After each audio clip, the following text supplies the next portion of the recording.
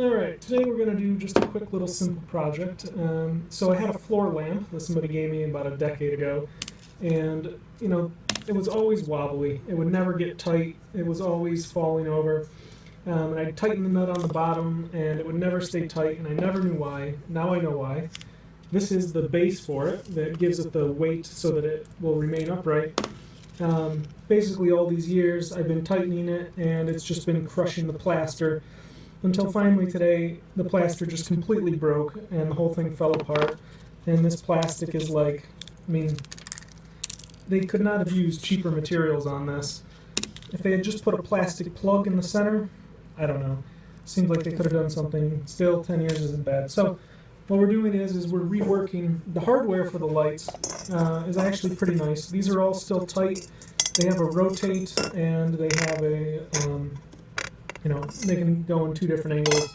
You either rotate about the base, or you can turn it that way. So I'm going to reuse these, and what I want is just a single bed light. I want to mount this on my headboard some way. So what I've come up with is, here's kind of an old piece of just scrap steel from something. I cleaned it up a little bit, drilled some mounting holes, and here is a section of the original post.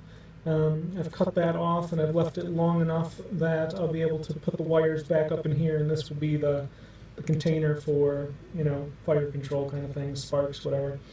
So I'm going to weld this onto there. That's going to give me the standoff from the back of the headboard so that the light doesn't hit the wall and it's perfectly maneuverable.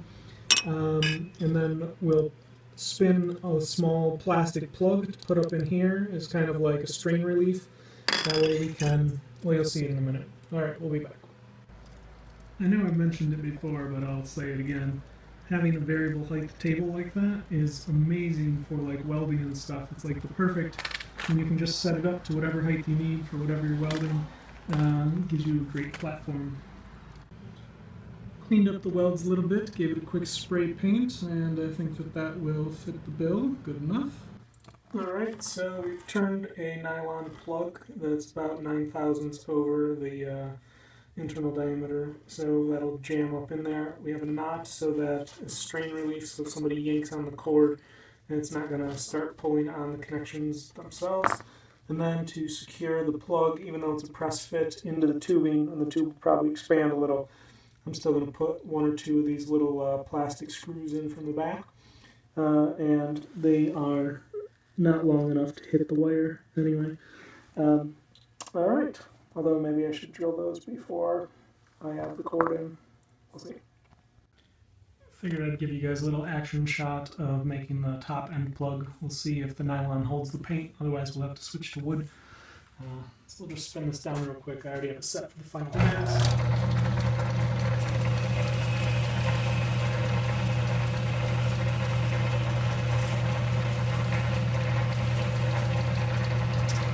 Give this side a little bit of a chamfer to help it in. Switch out, go to a parting tool, and then as I part it off, I'm also going to try to give it a little bit of a crown. I want a lip left on it so that it doesn't push in too far.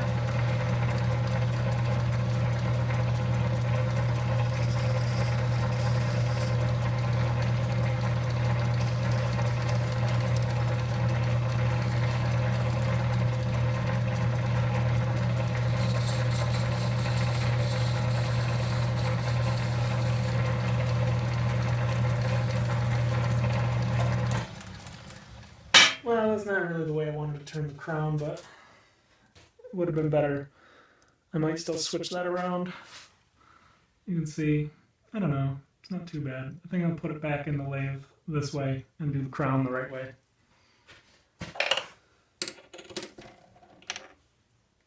As in, not with a parting tool that flexes and bends. Instead, with a radius bit, that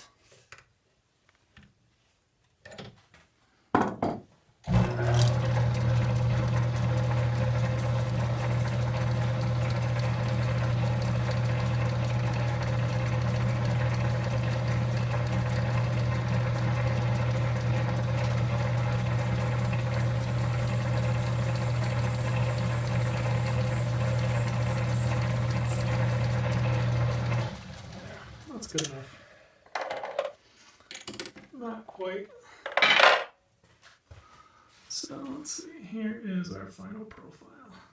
Not bad. Let's smooth it out just a little bit. Alright, so there's the finished product, and that's pretty much what I've wanted for years, but I just never got around to. It took the lamp finally breaking before I did it, but that will give me a nice reading light. That'll handle everything I need. Alright guys.